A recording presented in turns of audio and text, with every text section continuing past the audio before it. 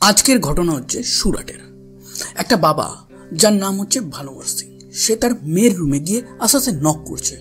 যে অনেকে বলে না মা বলে ডাকে, অনেকে মনে শোনা অনেক কিছু বলে ডাকে, যে তুমি রুমে কি করছো। সে নক করছে, দেখছে সে দরজাটা খোলা আছে, কিন্তু তার মেয়ে কোনো রেসপন্স করছে না। সে কি ঘুমিয়ে পড়েছে এইটা ভেবে তার বাবা আস্তে করে দরজাটা খোলে, এবং দরজাটা খুলে যে দৃশ্য তার বাবা দেখে সেটা যেন কোনো বাবার দেখতে হয়। তার মেয়ে একটা ফ্যানের সাথে শাড়ি জড়িয়ে নিজেকে শেষ করে ফেলেছে, এবং অদ্ভুতভাবে সেই সময় তার কানে একটা হেডফোন। এটা দেখে রীতিমতন সেই বাবা চমকে যায়। চমকে গিয়ে তার তো আর কিছু করার নেই, এখন যা হওয়ার হয়ে গেছে, সে রীতিমতন কাঁদছে। কিন্তু সেই সময় পুলিশ এসে তদন্ত শুরু করে, এবং তদন্ত শুরু করতে করতেই একের পর এক ভাঁজ খুলতে থাকে। প্রথমে এই মেয়েটা যে তানিয়া সিং, সে কে? সে হচ্ছে একটা মডেল। তার অনেকগুলো পিকচার আপনি নিশ্চয়ই দেখতে পাচ্ছেন।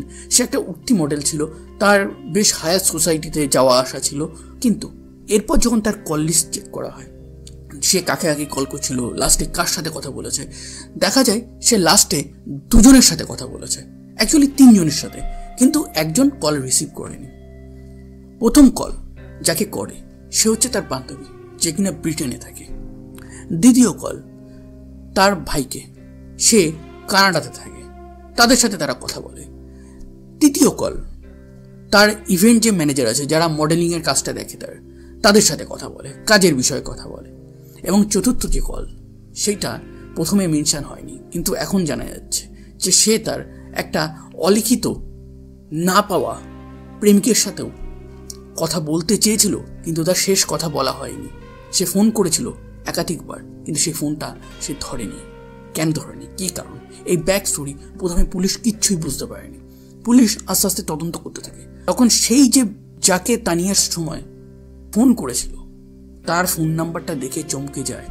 এটা হচ্ছে অভিষেক শর্মার ফোন নাম্বার ছিল। Who is Abhishek Sharma? অভিষেক শর্মা একটা উঠতি ক্রিকেট প্লেয়ার। আপনি জানেন ভারতে ক্রিকেট ওয়ান টাইপ অফ ধর্মের মতন।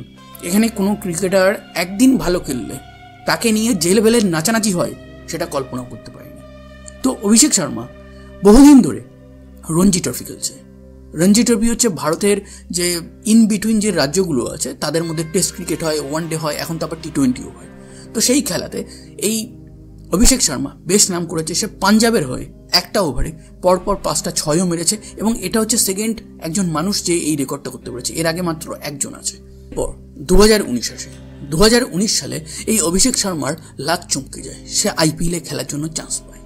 দিল্লি ডেয়ার ডেভিলস তাকে মাত্র 50 লাখ টাকা বেস্ট প্রাইসে কিনে নেয়। কিন্তু আফসোসের ব্যাপার এটাই যে অভিষেক শর্মা একটা ম্যাচও এখানে খেলার সুযোগ পায়নি। এরপর 2020 সাল আসে, কোভিডের টাইম। সেই সময় দিল্লি একে ছেড়ে দেয়, এবং সানরাইজার্স হায়দ্রাবাদ এই দলটা একে 55 লাখে বেস্ট প্রাইসে কিনে নেয়। সেইবারও তার ভাগ্য খারাপ, সে খেলায় চান্স পায়নি। 2021 সাল আসে, সে তখনও হায়দ্রাবাদে আছে। তাকে রেখে দেয় 55 লাখে মাত্র, কিন্তু সে খেলতে পারেনি। 2021-এ মাঝামাঝি কয়েকটা ম্যাচ সে খেলতে পারে, এবং সেই ম্যাচে সে অ্যাজ এ অলরাউন্ডার হিসাবে নিজেকে প্রমাণ করে। এবং 2022-এ এই অভিষেক শর্মার ভাগ্য পুরোপুরি রীতিমতন বদলে যায়, এবং তাকে প্রায় 6 কোটি টাকা দিয়ে হায়দ্রাবাদ রেখে দেয়। এরপর 2024-এ তাকে 6.5 কোটি টাকা দিয়ে এই সানরাইজার্স হায়দ্রাবাদ তাকে আবার রিটেইন করে রাখে। এই মতো অবস্থায় 2023 সালে, আজ থেকে 8-9 মাস আগে, এই তানিয়া সিংয়ের সাথে অভিষেক শর্মার দেখা হয় একটা রঞ্জি ট্রফির ম্যাচে। সেই রঞ্জি ট্রফির যে ম্যাচটা হচ্ছিল সেটা পাঞ্জাব ভার্সেস রাজস্থানের মাঝে হচ্ছিল, এবং সেখানে তাদের মধ্যে বন্ধুত্ব হয়, তাদের মধ্যে নাম্বার এক্সচেঞ্জ হয়। এরপর আস্তে আস্তে এই তানিয়া সিং এবং অভিষেক শর্মার মধ্যে ডেটিং শুরু হয়। মেয়েটার তরফ থেকে প্রচণ্ড লেভেলের একটা ভালোবাসা ছিল, কিন্তু হঠাৎ করেই একদিন কি হয় যে তারা একটা ডেটে যায়, একটা রেস্টুরেন্টে খেতে যায়।